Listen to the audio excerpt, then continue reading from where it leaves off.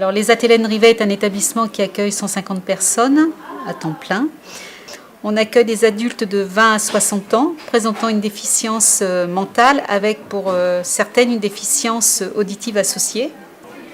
Alors, j'ai sollicité la formation sur les risques liés à l'activité physique suite à différents entretiens avec les moniteurs d'atelier, de la blanchisserie notamment. Ce qui nous a surtout sensibilisés, c'est que les personnes avaient des arrêts maladie pour des problèmes de dos, des séances de kiné, donc il y avait des absences également pour les laisser partir chez le kiné.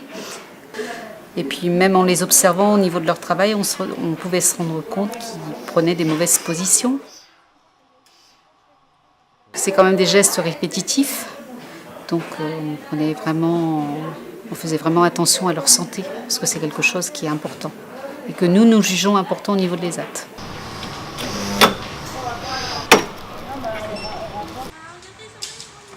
Alors, je me suis mis en lien avec le pôle de formation de l'API qui nous a orientés vers Muriel pour mettre en place cette formation. Il y avait bien un palan mais qui n'était pas utilisé, donc on attendait la formation et les préconisations de Madame Maire pour pouvoir adapter ce poste de travail.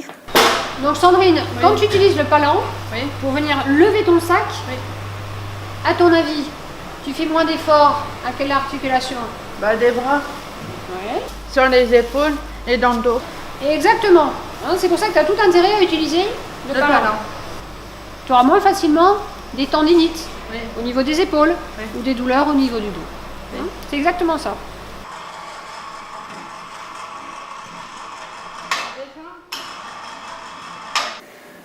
On a également des personnes qui poussent ou qui tirent des chariots qui pèsent quand même entre 80 et 90 kilos. Tu sens que tu fais des efforts? Oui. Où? Le bras. Le bras, montre-moi. Là, le bras, tout ça, le bras. Alors, Nicolas, je vais te montrer. Oui. Quand tu sens que ça tire au niveau du bras, Oui. ça va tirer aussi au niveau du dos. Oui. Donc, au lieu de déplacer ton chariot là, je vous propose de le déplacer au niveau de la ceinture. De pousser là. Oui. D'accord? Pour avoir moins de risques après de tendinite d'épaule, de lumbago. Oui. D'accord? Alors, essaye de charger dans le camion en poussant avec les mains qui sont à cette hauteur-là. Donc, je pense, Corinne, que pour votre atelier, vous auriez intérêt à avoir des petits repères sur les montants verticaux avec un ruban adhésif, de telle sorte que les travailleurs voient bien où est-ce qu'ils ont à saisir les montants verticaux du chariot.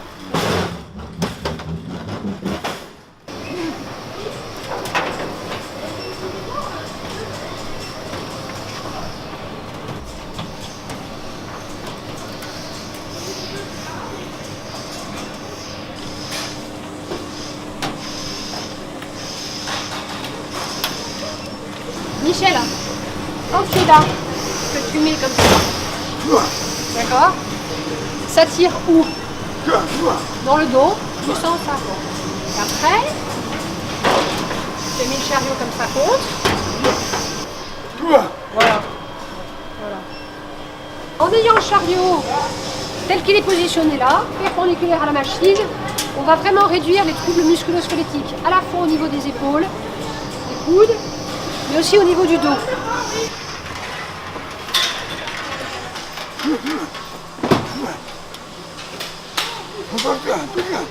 Ça ne marche pas? Il y a un problème.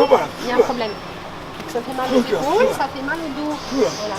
Mais si toi, tu ne le dis pas à une monitrice, tu vas continuer à faire ton travail, tu fais rouler le tambour, d'accord? Et le problème va rester au niveau des épaules ou au niveau du dos. D'accord? Donc il faut que tu le dises à une monitrice. Souvent ces difficultés constatées où le travailleur se rend compte qu'il a des douleurs au niveau des épaules, des douleurs au niveau du dos, mais ne restitue pas cette information au niveau du moniteur.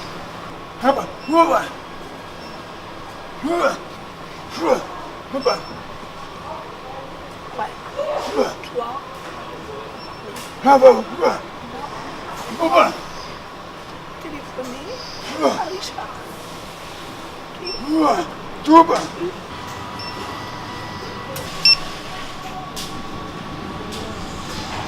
a des étagères très hautes et des étagères très basses, ce qui oblige l'ouvrier à se baisser constamment ou à se mettre sur la pointe des pieds, enfin voilà, se voûter, et ce qui crée des problèmes de tendinite, beaucoup, des problèmes de dos.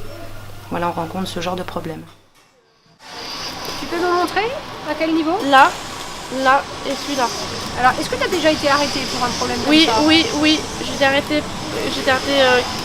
4 semaines.